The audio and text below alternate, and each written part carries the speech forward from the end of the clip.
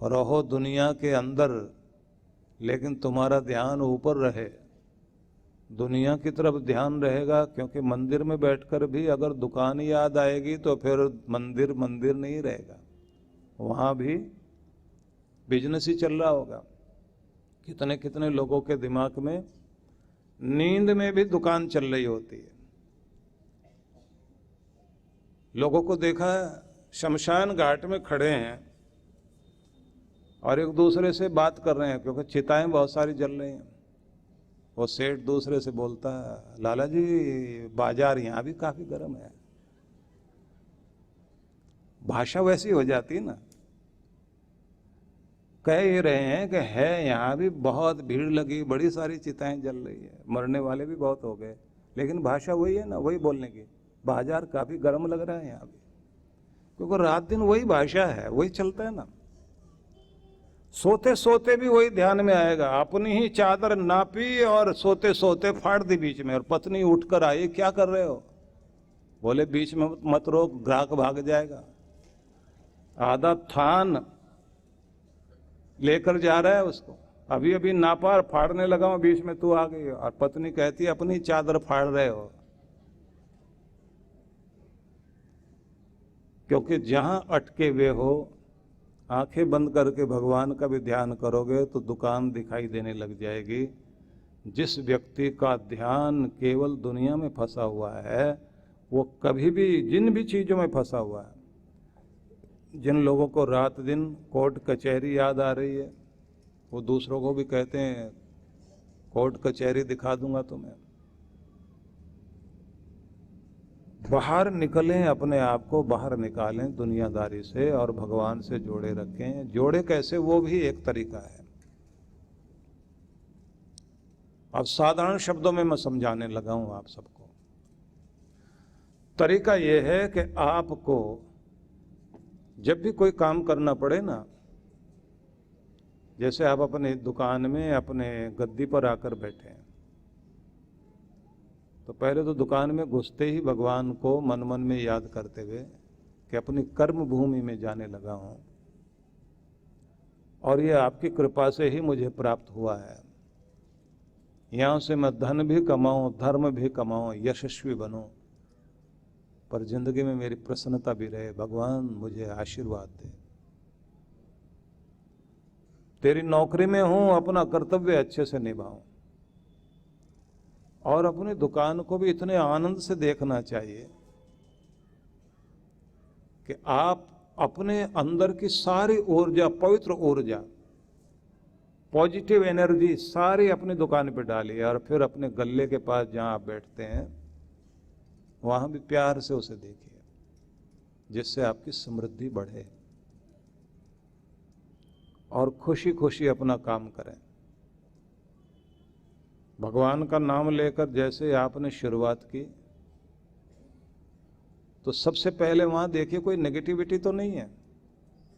नकारात्मकता होती है, धूल मिट्टी कूड़ा कचरा, बेकार की बातें करने वाले लोग। कुछ लोग तो वहां पर भी अपने वही लड़ाई झगड़े वाली चीजें टीवी पे चला के बैठे हुए होते हैं। वहां बैठिए आप, अगर कोई भजन संगीत वाला धीमी धीमी आवाज आ रही है तो आए, जिससे मन में ताजगी बनी रहे। लेकिन पूरा ध्यान अपनी डायरी लेकर अच्छी प्लानिंग बनाइए। ग्राहक सामने है, ग्राहक के साथ अच्छा व्यवहार कीजिए। और आपके जो नौकर चाकर साथ में काम कर रहे हैं, उन्हें अपनी ताकत बनाओ, प्रशिक्षण दो, सिखाओ, काम का तरीका बताओ। और सबके चेहरे पर एक ही चीज रहनी चाहिए। अगर लक्ष्मी को आमंत्रित करना है तो लक्ष्मी जी ताजगी में आती हैं, प्रसन्नता में आती हैं, मधुरता में आती हैं। ताजे खुद भी बने रहिए, अपने लोगों को भी तरोताजा बनाएं, उनके चेहरे पर मुस्कुराहट लाएं और उन्हें बात करने का तरीका समझाएं। जितना मीठा बोलेंगे और किसी से झगड़ा नहीं करेंगे। ग्राहक अगर कोई नाराज होकर कोई चीज फेंकने भी आ गया, बिल्कुल शांति से उसकी चीज वापस लो और उसको संतुष्ट करके भेजो, क्योंकि एक ग्राहक आपसे खुश होकर जाएगा, 1000 को लेकर आएगा, और अगर नाराज होकर गया तो 1000 को तोड़ के भी जाएगा। कहते हैं ना कि दुकानदारी नरमी की, जितना दुकानदार नर्म होगा दुकानदारी बढ़ेगी। दुकानदारी नरमी की, राजकारी गर्मी की। प्रशासन चलाना सख्त होना पड़ेगा, भले ही कोई प्रदर्शन कितना भी कर ले। अगर ये प्रदर्शनों में घबरा गए ना, फिर आप राज नहीं कर सकते। राजकारी गर्मी की, दुकानदारी नरमी की, दलाली बेशर्मी की। दलाली करनी हो तो बेशर्म होना पड़ेगा, नहीं तो पैसे देगा ही नहीं कोई भी। तो जब आप भगवान का ध्यान करते हुए और अपनी दुकान पर आकर बैठे, खिले हुए बैठे, शांत बैठे हैं, मधुरता से बैठे हुए, मुस्कुराहट चेहरे पर है, व्यवहार मधुर है, और अगले व्यक्ति के साथ आप कम बोलते हैं, उसको बोलने का मौका देते हैं, तो उसके बाद क्या होता है कि समृद्धि आपकी तरफ आ रही है। और अगर आप घर से ही दुखी आए, लड़क कर झगड़ कर आए, देर से रात में सोए, देर में उठे, जल्दी जल्दी तैयार हुए, कार में बैठ के आपने अपना नाश्ता किया, एक हाथ में खाने वाली चीज पकड़ी हुई, एक हाथ से स्टीयरिंग पकड़ा हुआ है, और हॉर्न बजाते बजाते जिग जैग करते हुए गाड़ी चलाते हुए आ रहे, तो किसी न किसी से गाली भी खाओगे और किसी को गाली दोगे, और जब दुकान में आकर बैठोगे तो पहले तनाव में हो और क्या कहते हो, दिन ही खराब है हमारा। तो और खराब किसने किया? दुनिया बहुत बुरी है। और शुरुआत अगर देखा जाए, दुनिया बुरी नहीं, वो तो वही लौटाती है जो आप हैं। अगर आप अपने अंदर मधुरता लेकर जाते हैं तो चारों तरफ से मधुरता को खींचना शुरू कर देते हैं। तो भगवान ये कह रहे हैं, अपने आपे के आनंद में स्थिर होकर कर्म करना शुरू कीजिए, और उस सब से नेगेटिव एनर्जी से बचो जो तुम्हें तुम्हारे रूप में नहीं रहने देती।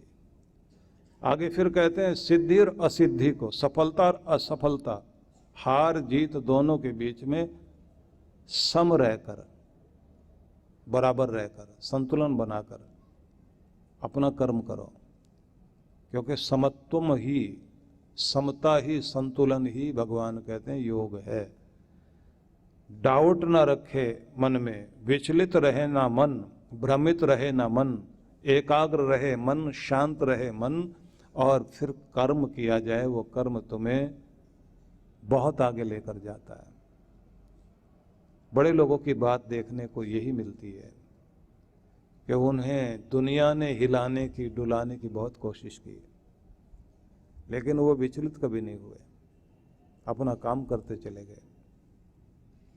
और उन्हें देखकर हैरानी होती रही दुनिया को, ये किस तरह के लोग हैं, इनको इतना तनाव, दबाव, सब कुछ दिया गया। वो बड़प्पन अंदर से आता है आपके, क्योंकि मैं उदाहरण नहीं देना चाहता, हजारों उदाहरण हैं। वो सफल ही इसलिए हुए। इसलिए आप हर दिन ट्रेंड कीजिए, अपने आप को प्रशिक्षित कीजिए। कोई आपको विचलित करता है, शांत रहने की कोशिश करिए। दूसरी बात, गुस्सा दिलाए, आप उसकी दवाई का इस्तेमाल जो कर रहे हैं ना आपके ऊपर, टैबलेट दे रहा है आपको गुस्से की, उसे बेकार कर दो। कोई आदमी आपको निराश करने के लिए तरह तरह की बातें कर रहा है, असर मत होने दीजिए, बल्कि उस समय और अपने आप को तैयार करो कि इनके बहकाने से, इनके जोश दिलाने से, इनके भड़काने से मुझे कोई फर्क पड़ने वाला नहीं, मेरी राह ऐसे ही चलेगी और हमने ऐसे ही आगे बढ़ते जाना है। सब तरह के प्रयोग होते हैं ना। और जो आप लोग देखते हैं कि भगवान परीक्षा लेते हैं किसी की, तो परीक्षा भी तो ऐसी होती है। और ये भी कहा जाता है कि भगवान की सेक्रेटरी माया है। माया जो है वो सबसे पहले परीक्षा लेती है कि अगर कोई आदमी यहाँ से चलकर यहाँ तक पहुँच गया है और भगवान के निकट ही पहुँचने वाला, सीढ़ी चढ़ने ही वाला उसके धाम में, तो माया बीच में आ जाएगी और वो आकर उसे उलझा देगी और परीक्षा लेगी। अगर उन परीक्षाओं में व्यक्ति खरा उतर गया और किसी लालच में नहीं आया, क्रोध में नहीं आया, काम विकार में नहीं फंसा, उसके बाद माया आकर हाथ जोड़कर स्वागत करती है और कहती है कि आपका स्वागत है परमात्मा के साम्राज्य में, क्योंकि आप सब परीक्षाएं पास करके आ गए। अर्जुन के विषय में कहा जाता है कि भगवान श्री कृष्ण ने उसको कहा कि अर्जुन तुम जाओ, एक बड़ा युद्ध होगा आगे चलकर, जिसे टालने की भरसक कोशिश की जाएगी, तो उसके लिए तुम्हें अपने आप को अभी से सक्षम बनाना है। हिमालय में जाकर साधना करो।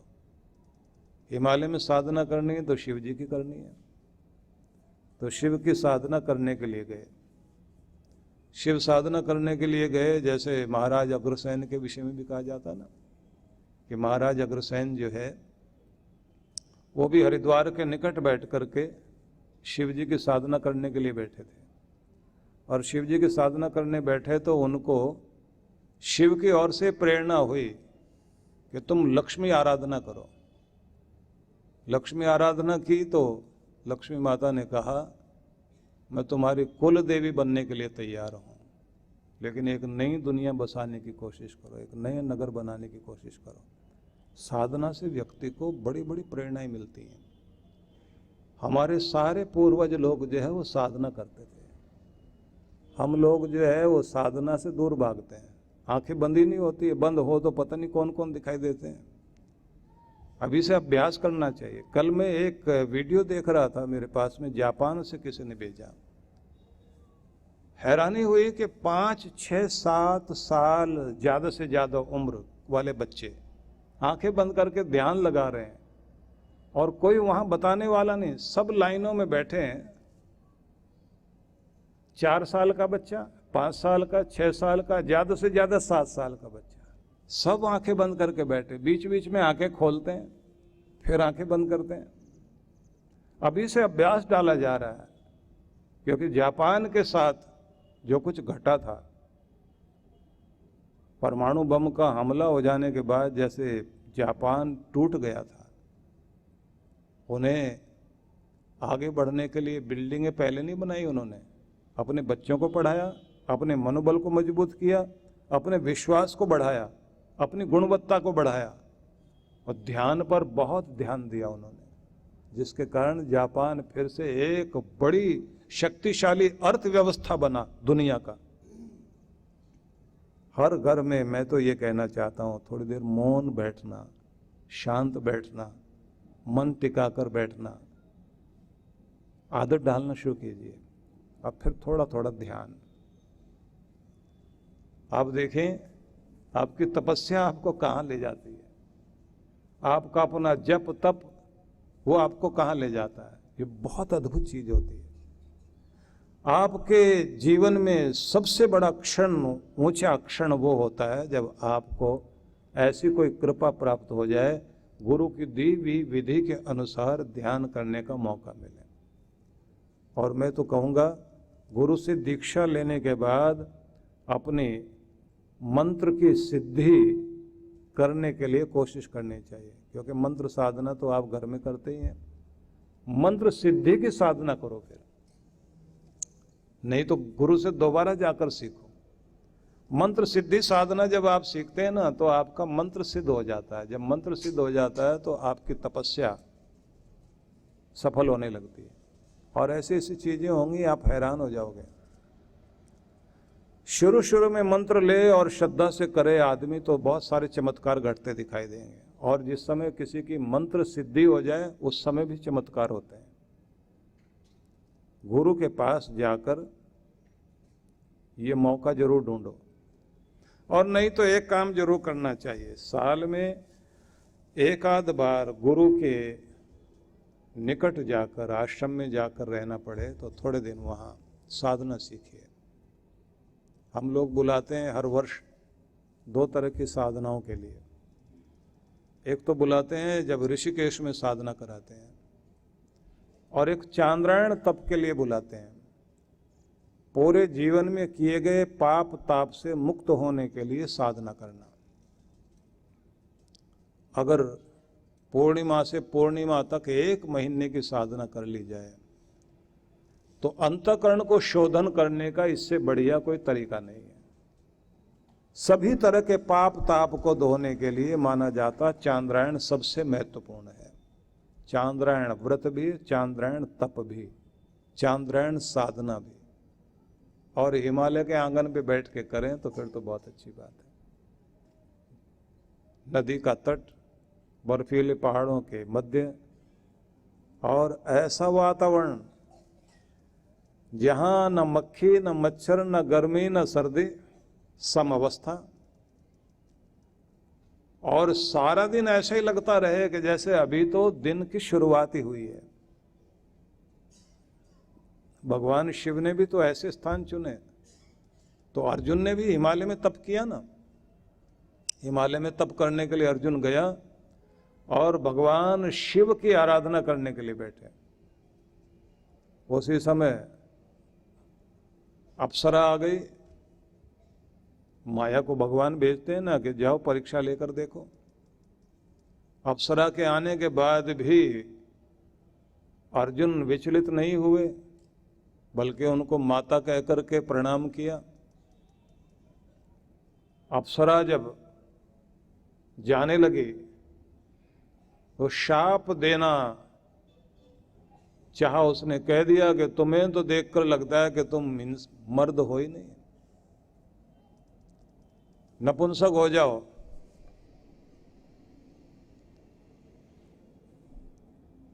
तो इन्होंने हाथ जोड़कर कह दिया कि माता, आपका ऐसा कहने का भी मतलब है कि इसमें भी मेरा भला ही होगा, मैं नाराज नहीं हूं। अप्सरा ने बोल दिया कि तुम्हें मैंने शाप दिया है और तुम विचलित नहीं हुए।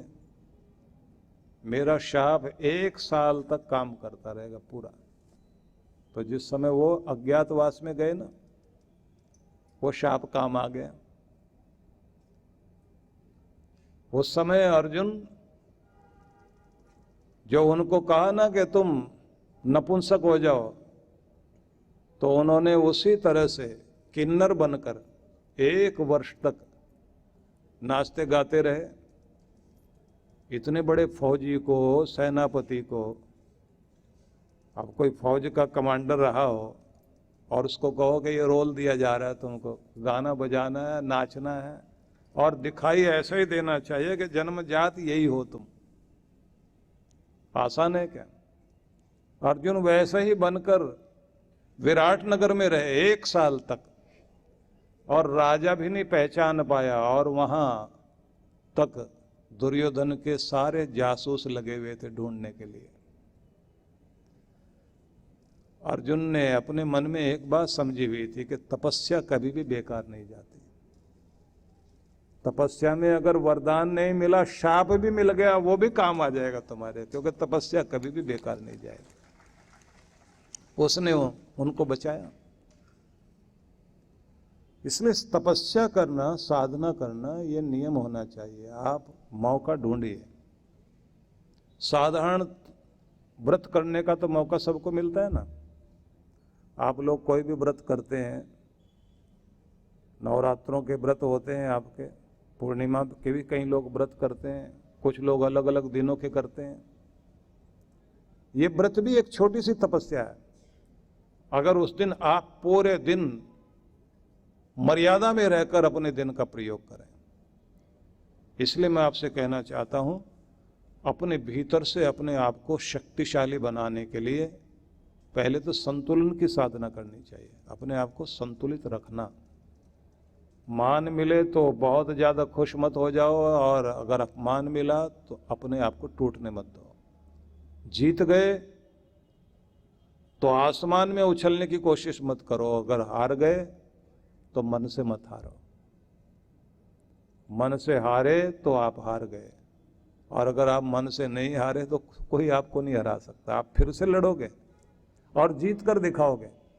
जो मन से नहीं हारा तो बीमारी भी उसे हरा नहीं सकती, गरीबी उसे नहीं हरा सकती, वो आदमी जीता ही रहेगा। इसलिए मन से मजबूत रहना। महात्मा बुद्ध ने इसको एक अलग तरह से कहा। वो कहते हैं कि जीवन में अति को छोड़िए, मध्यम में रहिए।